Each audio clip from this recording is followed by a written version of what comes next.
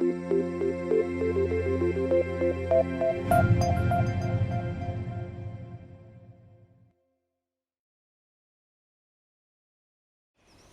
Zuckergehalt im Gras ist entscheidend für den Silierverlauf und variiert je nach Ausgangsmaterial und Wetterbedingungen.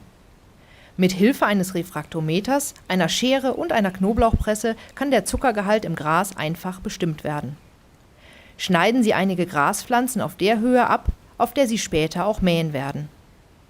Achten Sie darauf, dass Sie für eine aussagekräftige Probe nicht nur Blätter oder nur Stängel erwischen.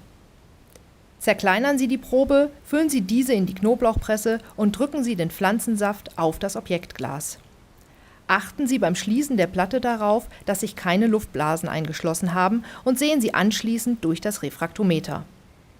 Der Übergang von Weiß zu Blau zeigt Ihnen den gemessenen Wert in Prozent Brix an.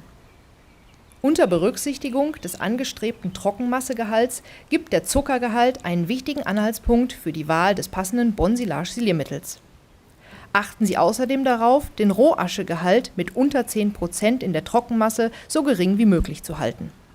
Nach Gebrauch des Refraktometers dieses mit einem feuchten Tuch reinigen und bis zur nächsten Nutzung verstauen. Für weitere Informationen zu diesem Thema wenden Sie sich an Ihren Schaumann-Fachberater. Wir wünschen Ihnen weiterhin viel Erfolg im Stall.